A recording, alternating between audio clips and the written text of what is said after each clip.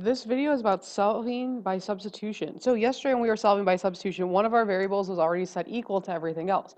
In this case, we don't have a variable by itself, so we need to first get a variable by itself. So number one, we have y minus 6x equals negative 11, and negative 2x minus 3y equals negative 7. So when you're trying to get a variable by itself, you want to find one that would have a coefficient of 1. So this y has a coefficient of 1 because there's no sign in front of it and there's no number in front of it. So we need to move the negative 6x to the other side. So in order to move it to the other side, we need to change its sign. So we're going to add 6x instead. So we get y equals negative 11 plus 6x. Now that we have y equals, we are able to take what y is equal to and substitute in for y in the second equation. Everything else should remain the same. So we're just replacing y with negative 11 plus 6x. So when we do that, we rewrite the second equation, negative 2x minus 3, parentheses, this is where we're going to put our substitution in, negative 11 plus 6x equals negative 7. And then we're going to go through and solve for x. So the first thing to do would be distribute the negative 3. So we get negative 3 times negative 11 is 33. Negative 3 times 6x is negative 18x equals negative 7. Then we can combine our x terms. So we have negative 20x plus 33 equals negative 7. We can subtract 33 from both sides. Negative 20x is equal to negative 40. We can divide by negative 20 on both sides. And we get x equals 2. Now, once we know that x is 2, remember we have to go back and get y. So I'm going to take what x is equal to, and I'm going to substitute for x in the first equation. So I'm going to put 2 in for x in the first equation. So when I do that, I get y minus 6 times 2 equals negative 11. And then I can solve for y. So I get y minus 12 equals negative 11. We can add 12 to both sides, y equals 1. So my ordered pair would be 2, 1. Remember, it's always x coordinate, comma, y coordinate. Number 2, we need to look to see what variable has a coefficient of 1, which is the x in the second equation. Because this is a positive x, there's no number in front of it, there's no negative sign in front of it. So in order to solve for x, we need to move the 5y over by switching signs. So we're going to subtract 5y from both sides. And we get x equals 19 minus 5y. So now we are going to take what x is equal to, and we are going to substitute for x in the other equation.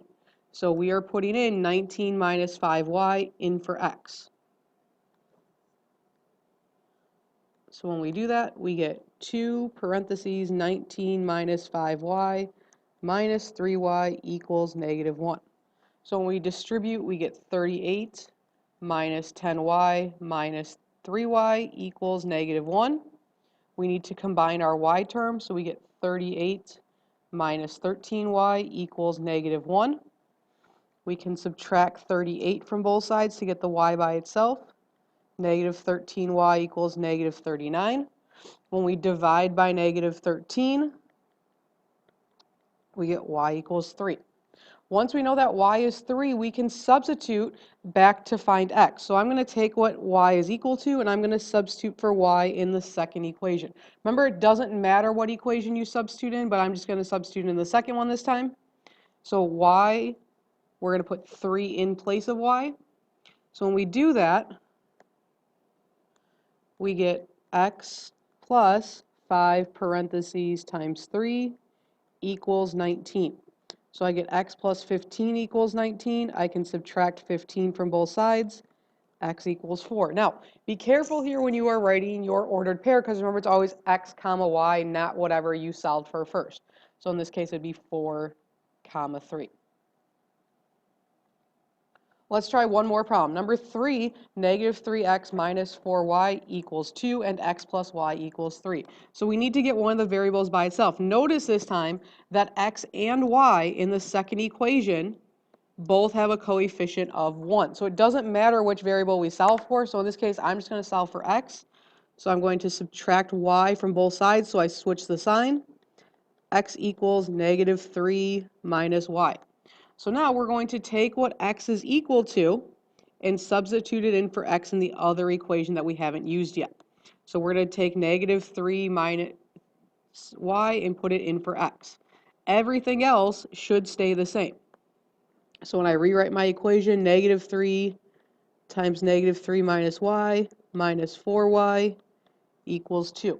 So we're going to distribute the negative 3, so we get 9 plus 3y minus 4y equals 2. We can combine our y terms. We get 9 minus y equals 2. So in order to solve for y, I'm going to subtract 9 from both sides. Negative y equals negative 7. Divide by negative 1. So y equals positive 7. Once we know that y is 7, we need to substitute back into one of the equations. So I'm going to use the second equation this time. And I'm going to put 7 in place of y. So when I do that, I'm going to rewrite the equation so I get x plus parentheses 7 equals negative 3. I can subtract 7 from both sides, so x equals negative 10. So my ordered pair would be negative 10, comma 7. Remember that it's x coordinate, comma y coordinate.